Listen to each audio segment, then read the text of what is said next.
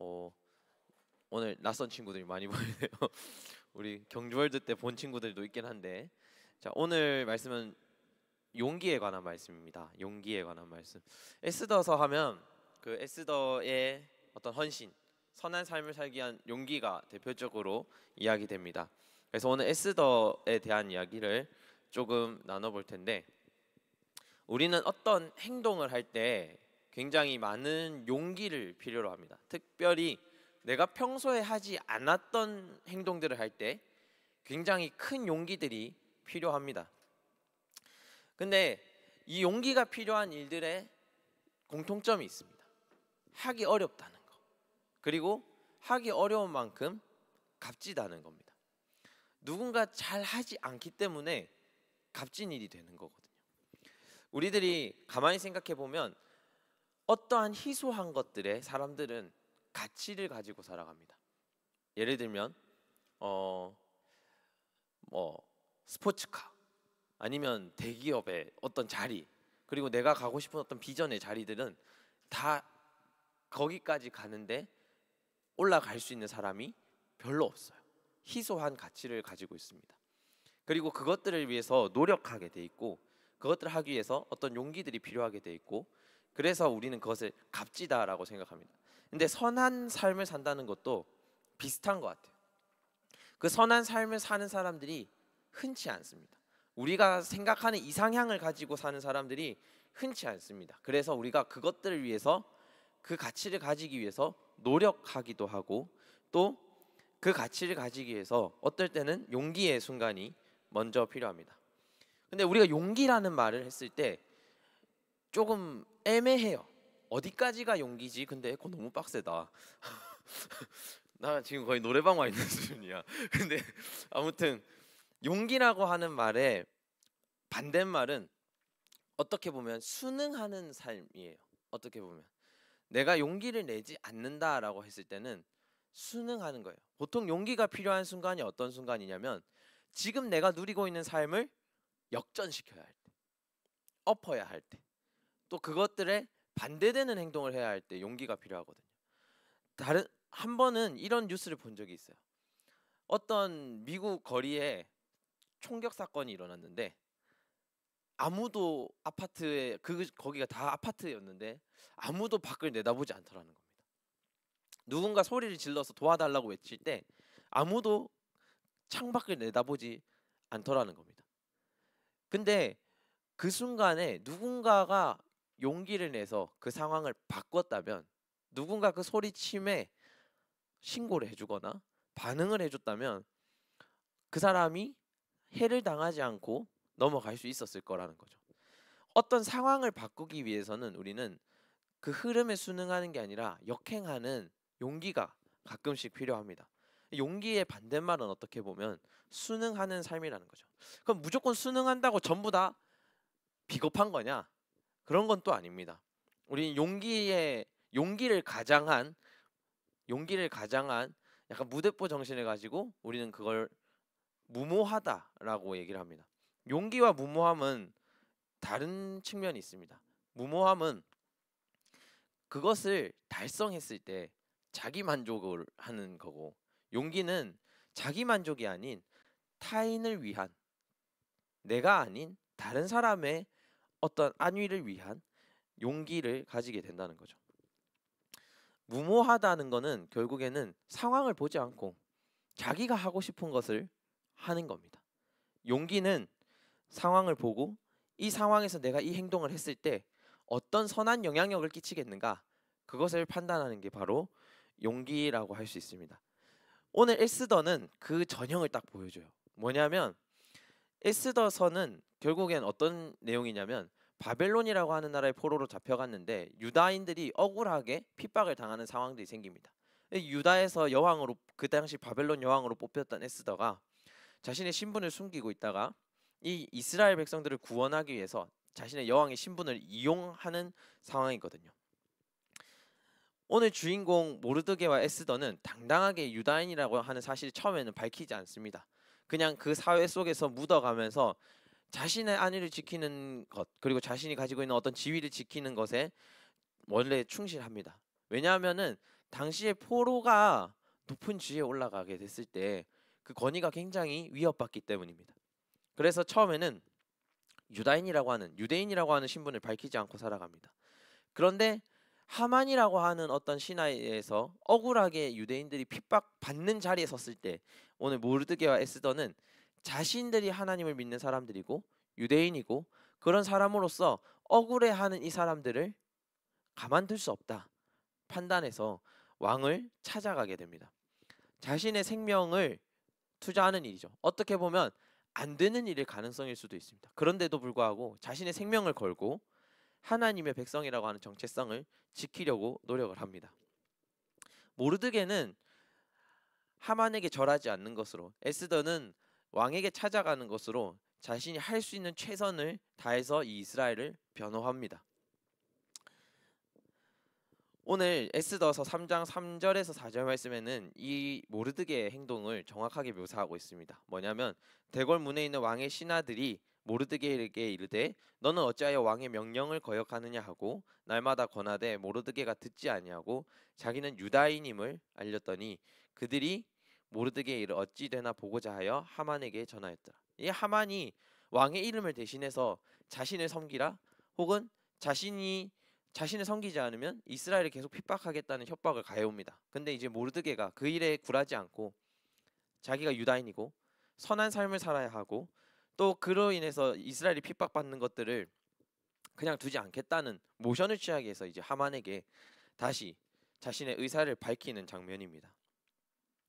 모르드게도 순응할 수 있었을 것 같아요. 어차피 내가 유대인인 거 모르잖아 이 사람들은. 내가 입 다물고 있으면 모든 것들이 안전하고 안위하게 해결이 됩니다. 그런데도 불구하고 모르드게와 에스더는 자신의 삶에서 가장 선한 반응을 하게 되는 겁니다. 선한 삶을 산다는 거는 눈치가 많이 보입니다, 여러분. 예를 들면 이런 거죠. 전도사님이 어릴 때 일인데, 저 모범 예시는 아니에요. 전도사님 어릴 때 얘긴데 그날 나랑 누군가 그때 당신 청소당번이 있었어. 지금도 있나? 아무튼 청소당번이 내가 됐는데 얘들이 하는 척하고 다 쬐어. 이제 난 갈등에 빠진 거지. 갈까? 나도 집에 갈까? 혼자 하기 싫은데. 근데 어쨌든 꿋꿋이 남아서 혼자 했거든요. 근데 눈치가 보이는 거야. 얘네들한테. 나 혼자 하고 가면 얘네 혼날 거거든. 근데 나도 안 하고 가면 뭔가 좀 찝찝하거든.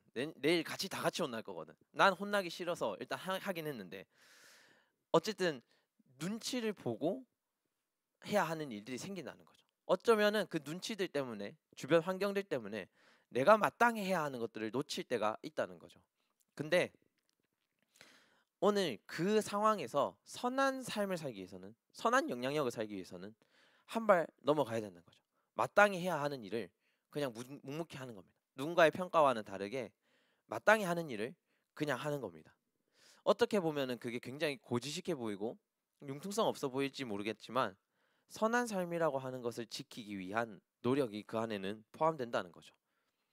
물론 전도사님의 첫 번째 예시는 관계를 고려하지 않은 굉장히 어설픈 선한 영향력이었다 이런 생각이 들긴 합니다. 그 세상의 반응과는 다르게 자신의 행동을 어떻게 가지고 갈 건가 하는 규칙을 스스로 정하는 거예요. 선한 삶이라고 하는 거는 그런 기준을 명확하게 가지는 데서부터 시작한다는 거예요. 세상의 어떤 명령, 반응, 흐름, 그 문화에 따라서 사는 게 아니라 나의 기준을 명확하게 가지고 내가 살고자 하는 삶이 어떤 것인지 명확하게 가지고 선한 기준을 잡아가야 한다는 거죠. 그리고 그리스도인에게서 그 기준은 말씀이 돼야 된다는 거예요. 말씀 안에서 내가 그 기준을 잡아갔으면 그 기준을 따라 살려고 하는 노력이 우리 안에 있어야 된다는 거예요. 오늘 모르드게의 용기는 이 안에서 출발했다는 거죠. 내가 하나님의 자녀, 하나님의 백성이라고 하는 정체성 안에서 핍박받는 나의 민족들을 두고 볼 수 있느냐 판단했을 때 그럴 수 없었던 거예요. 모르드게는 그래서 자신의 안전한 삶보다는 이 사람들과 함께 살아가는 삶, 하나님의 백성을 살리는 삶을 결단하면서 자기의 선한 삶을 결정했다는 거죠. 모르드게의 이런 노력에도 불구하고 결과가 좋지는 않았습니다. 결국 유다 민족의 꽤 많은 수가 멸족을 당하게 됩니다. 하만에게 대들었다는 이유로 유다 민족의 어떤 많은 부분이 멸족을 하게 됩니다. 이때 에스더가 이 사실을 알게 되고 오늘 결단하는 장면이 우리의 말씀입니다. 이때 내가 만일 잠잠하여 말이 없으면 유다인은 다른 데로 말미암아 노임과 구원을 얻으려니와 너와 너의 아버지 집은 멸망하리라. 내가 왕후의 자리를 얻은 것이 이때를 위함이 아닌지 누가 알겠느냐 하니 에스더가 모르드게에게 회답하여 이르되 당신은 가서 수산에 있는 유다인들 다 모으고 나를 위하여 금식하되 밤낮 3일을 먹지도 말고 마시지도 마소서. 나도 나의 시녀와 더불어 이렇게 금식한 후에 규례를 어기고 왕에게 나아가리니 죽으면 죽으리이다 하니라. 모르드게가 에스더를 찾아갑니다. 찾아가서 지금의 상황을 얘기하고 지금 이때를 위해서 네가 여왕이 된 게 아니겠느냐, 왕비가 된 게 아니겠느냐, 너의 권력이 이때를 위한 하나님의 준비가 아니겠냐라고 설득을 하니까 에스더는 그럼 내가 준비를 하고 왕에게 나아가겠다 결단합니다. 왕에게 나아가는 게 어떻게 보면 굉장히 쉬운 방법인 것처럼 생각이 들 수도 있는데 이때 당시에 왕에게 허락 없이 찾아갔을 때 왕이 어떤 용서의 제스처를 취하지 않으면 죽습니다. 바로 죽임을 당하고 사형에 처하게 되는데 이때 에스더가 왕을 찾아가겠다고 한 거는 굉장한 용기가 필요한 거죠. 지금까지 숨어 살고 있던 자신을 드러내는 일이기도 하고 자신의 권력을 위협받는 일이기도 하고 동시에 내가 허락 없이 왕에게 찾아가서 죽임을 당할 수도 있는 상황이 자기에게 찾아오는 겁니다. 그런데도 불구하고 오늘 모르드게의 일침, 네가 유다인인 것을 잊지 마라. 네가 지금 받은 권력이 하나님의 계획인 것을 잊지 마라. 그리고 하나님이 우리가 아니더라도 누군가를 통해서 구원을 시키실 텐데 우리가 그때 참여하지 못하는 사람이 되지 말자. 이 이야기입니다. 그래서 에스더는 오늘 결단합니다. 그래, 내가 죽으면 이 선한 삶을 위하여 죽을 수 있겠다 결단하는 겁니다. 우리는 선한 삶에 대한 이야기 굉장히 많이 듣습니다. 누군가 용기를 냈던 사람들에 대한 이야기를 많이 듣습니다. 어떤 위험한 상황에서 아이를 구한 사람들도 있고요. 노인분들을 구한 사람들도 있고 하다못해 연탄 나눔이라든지 특히 연말에 가장 많이 하잖아요. 기부라든지 이런 것들을 통해서 자신의 삶보다 다른 사람 삶을 응원하는 어떤 선한 영향력을 끼치는 사람들이 굉장히 많이 있습니다. 근데 정작 우리가 그 이야기의 주인공이 되려고 하면 멈칫해지는 게 있어요. 안 되는 것들이 있어요. 그래서 알면서도 망설이게 됩니다. 저번에 그 서울 지하철 1호선에 어떤 폭력적인 어떤 상황들을 보게 됐는데 거기는 항상 뭔가 문제가 있더라고요.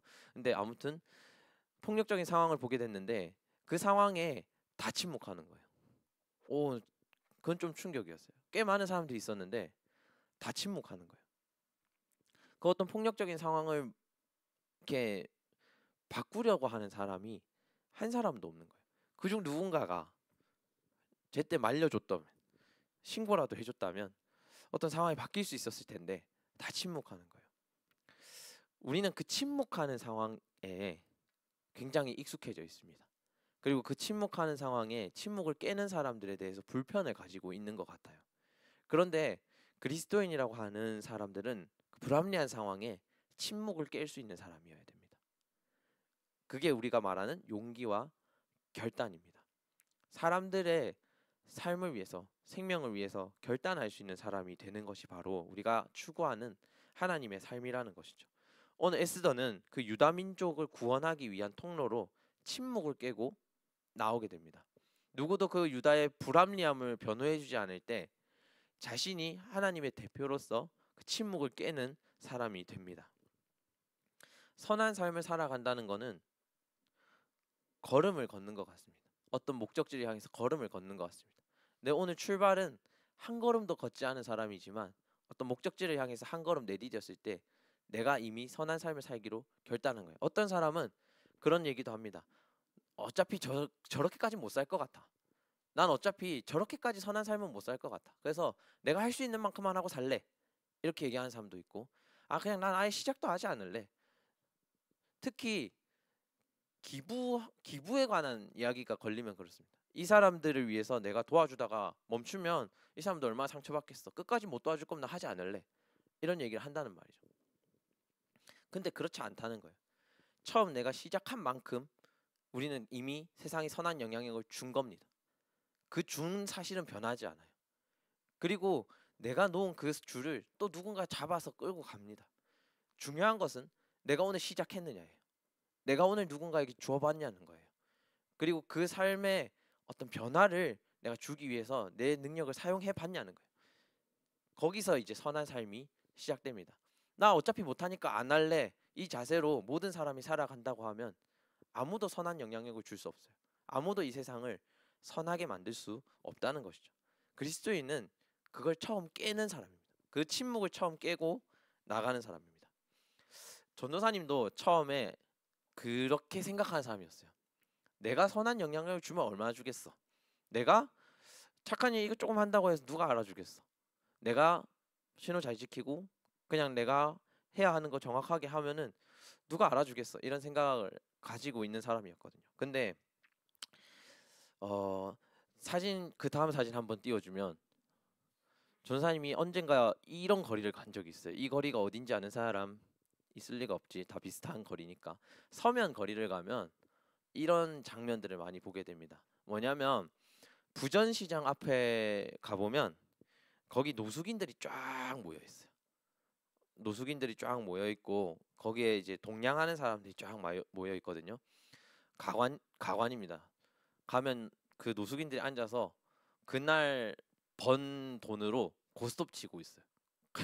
그리고 이제 한 번은 더 그건 너무 익숙한 장면이었는데 한 번은 너무 충격적이었던 장면이 뭐였냐면 저 거리 지나가는데 우리 한 7살? 많으면 한 초등학교 한 3학년 정도 돼 보이는 애도 이제 엄마랑 같이 이제 길거리에 나와 있는 거예요. 동냥을 하고 있는데 너무 충격적이었던 장면이 엄마가 애를 동냥을 시켜놓고 자기는 그 돈으로 고스톱 치고 있는 거야. 그 주변 노숙인들하고. 그 순간 불현듯 든 생각이 뭐였냐면 저 애라도 좀 뭔가 도와줄까? 이 생각이 불현듯 스쳐 지나간 거죠. 근데 전도사님 그때 이제 늘 생각하고 있었던 게 뭐냐면 끝까지 도와줄 게 아닌데 도와주는 건 좀 오지랖인 것 같다 이런 생각을 가지고 있었어요. 그래서 일단은 너무 신경이 쓰이긴 했는데 지나쳐 버렸어. 전도사님 평생이 약간 계속 그 걸림이 될 것 같은데 지나쳐 가다가 중간쯤에 이제 그 생각이 든 거죠. 끝까지 못 도와주더라도 내가 오늘 제 한 끼 정도는 해결해 줄 수 있었을 텐데 제가 저거 하고 있는 동안 먹을 수 있는 거는 내가 사줄 수 있었을 텐데 그러면 쟤는 내가 아무것도 안 도와줬을 때보다 그래도 한 끼는 해결했을 텐데 이런 생각이 드는 거죠. 그래서 가다가 돌아왔어. 근데 애가 이미 가고 없는 거야. 자리를 옮긴 거야. 그게 지금 한 6년 가까이 됐는데 전도사님 마음에 계속 걸려 있어요. 약간 마음의 짐으로 좀 많이 걸려 있어요. 전도사님이 그때부터 생전해보지 않은 기부를 시작을 했어요. 처음에. 너무 작은 돈이어가지고 별로 크게 도움이 안 될 것 같았거든요. 근데 한 5년 했으니까 그래도 좀 많이 했잖아요. 얼마 전에 그 편지가 이제 기부하는 데서 한 통 날아왔어요. 그래서 그 기부는 내가 누구한테 이제 주는지 뭐 정보를 모르거든요. 기부한 정보를 모르는 그냥 활동한 내역만 날아오는데 활동한 내역이 딱 날아왔는데 전사님이 크게 뭐 별로 안 해요. 한 달에 한 10만 원 정도 되나? 그러니까 10만 원이면 5년 하면은 뭐 얼마 안 되잖아요, 사실은. 근데 이 친구 집이 원래 그 슬레이트 판잣집이었어. 완전 그 가벽으로 세운 판잣집에 이제 동생이랑 둘이 살고 있거든요. 근데 이 친구가 집을 바꿨더라고. 얼마 전에. 그 내역이 날아온 거야. 전사님 그 10만 원 주면서 사실은 이거 뭐 중간에 그 뭐 월급 들어가고 뭐 떼고 하면 애들한테 전달되는 비용은 얼마 없겠다 생각하고 그냥 시작을 했는데 얼마나 힘이 될까 하고 생각을 했는데 그래도 그게 모이니까 애들 집을 바꿀 수 있는 수준이 되더라는 거죠. 시작을 안 했으면 결실을 보지 못했을 것 같아요. 근데 이게 되겠어 하고 시작했던 어떤 작은 일이 한 사람의 어떤 인생을 이제 바꾸는 거죠. 전도사님이 우리 교회 오기 전에 이제 한번 이제 내가 더 이상은 이제 돈에 뭔가 매이지 말아야겠다 생각을 결단한 적이 있었거든요. 내 삶에 매이지 말아야겠다 결단을 하고 전도사님이 있던 돈을 다 털어서 기부한 적이 한 번 있었어요. 근데 사실 그것도 뭐 내 기준에서 큰 돈이지 그 얼마나 큰 돈이겠나 했는데 어떤 친구가 학교를 진학을 해서 졸업을 했대요. 그 돈으로. 와, 그리고 취업을 잘했다 하더라고요. 그 나는 나 혼자 하는 어느 정도의 삶이 선한 삶이 어느 정도 영향력이 있겠나 했는데 여러분 다릅니다. 여러분들이 하는 작은 영향력이 굉장히 많은 것들을 바꿀 수 있습니다. 그리스도인은 그 침묵을 깨는 데서 시작하는 것 같아요. 누군가를 위해서 용기를 낸다고 하는 거는 내 소소한 일상을 누군가에게도 소소한 일상으로 전달해주는 그런 건 것 같아요. 우리의 시작은 선한 삶의 시작은 이런 작은 용기에서 시작됩니다. 작은 침묵을 깨는 것에서 시작합니다. 그래서 여러분들이 그 용기를 내기 위해선 기도해야 합니다. 기도하고 결심하고 마음을 다지고 내가 나가고 싶지 않는 그 첫 발을 딱 떼는 게 여러분들에게 굉장히 중요합니다. 우리가 늘 봉사하면서 교회를 섬기면서 하나님과 같은 마음을 갖게 해달라는 기도를 하잖아요. 그런 고백들을 하잖아요. 그러니까 하나님과 같은 마음이 뭡니까? 조금이라도 세상이 선한 방향으로 가는 것, 조금이라도 사람들이 서로 사랑하며 사는 것, 그리고 조금이라도 그 사람들이 사랑하는 마음으로 다른 사람에게 죄되는 일을 하지 않는 것. 그게 결국 하나님이 원하는 마음이잖아요. 하나님 마음이 있는 곳이잖아요.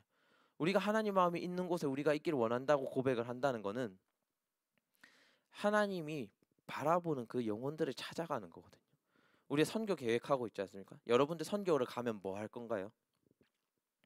전도사님이랑 공연을 같이 짜고 있어요. 그죠? 근데 그것과 별개로 나는 거기서 만난 사람들한테 어떤 거 해줄 건가요? 어떤 말을 해줄 건가요? 그런 것들을 우리 고민해 봅시다. 언어가 통하지 않는 그 친구들에게 우리가 뭘 해줄 수 있을까? 어떻게 하면 우리가 가지고 있는 그 소소한 삶을 그 사람들에게도 누릴 수 있게 해줄 수 있을까? 그걸 고민하는 겁니다. 그걸 고민하는 과정이 여러분들이 선교를 준비하는 과정입니다. 오늘 결단 찬양 함께하며 나아가겠습니다. 교회를 다닌 친구들은 몇 번이든 불렀을 찬양이에요. 몇 번이든 불렀을 찬양이에요. 아버지 하나님 아버지 마음이라는 찬양인데 우린 늘 같은 고백을 합니다. 하나님과 같은 십자가 지고 하나님과 같이 살아가고 근데 이제 친구를 만나면 그게 안 되는 거죠. 근데 이제 학교를 가면 그게 안 되는 거죠. 교회에서 참 잘 되는 이 고백이 나 혼자 있을 때 안 되는 거죠. 근데 여러분 기억하셔야 됩니다. 우리는 혼자 있는 게 아닙니다. 하나님 나라를 위해서 살아가는 삶은 교회에서 일어나는 삶이 아닙니다. 세상 가운데서 살아가야 하는 삶인 겁니다. 그걸 위해서 여러분들이 오늘 침묵하고 있는 걸 깨야 합니다. 여러분들이 입 다물고 있는 걸 깨야 합니다. 여러분들이 멈춰 있는 거를 다시 활동하는 겁니다. 결단하는 겁니다. 전사님은 사역을 뭔가 하나 새로 시작하면 큰 결심을 해요. 전사님이 말했죠 저번에. 전사님 마트를 가면 그날 하루는 활동을 정지해야 되는 사람이에요. 낯선 사람을 만나는 게 엄청 두려운 사람이거든요. 근데 사역을 시작하면 내가 모르는 사람을 무수히 만나야 돼. 선교를 준비하는데 내 생전 처음 이름도 처음 들어본 선교사님하고 계속 전화해야 돼. 그리고 전도를 나가면 내가 생전 처음 보는 사람들이 계속 만나야 돼. 근데 얘네들이 내 말 안 들어줘. 영어 캠프를 지금 준비하고 있거든요. 그 중에 한 목사님은 내가 이미 알고 있는 목사님인데 관계가 굉장히 불편한 사람, 이미 불편한 사람. 근데 우리가 연합해서 영어 캠프를 해야 돼. 그리고 그중 절반은 내가 모르는 교회들이야. 그 상황들이 계속 이어지는 게 사역이거든요. 근데 전도사님이 왜 사역을 하느냐, 왜 설교를 하느냐, 왜 앞에 나서는 직업을 굳이 해야 되느냐? 사람들의 눈이 많이 물리는 직업을 왜 하느냐? 결국 하나님 마음이 거기 있기 때문이거든요. 하나님을 사랑한다고 고백했으니까 그거에 대한 책임을 지는 거거든요. 여러분들도 여러분들의 신앙에 명확한 책임이 있습니다. 여러분들이 사는 삶에 선하게 살아야 할 책임이 분명히 있습니다. 그 책임을 다할 수 있을 때 우리가 하나님 일을 했다 고백하는 겁니다. 오늘 여러분들 가운데도 하나님 마음이 그렇게 깃들었으면 좋겠습니다. 함께 찬양하며 나아가겠습니다.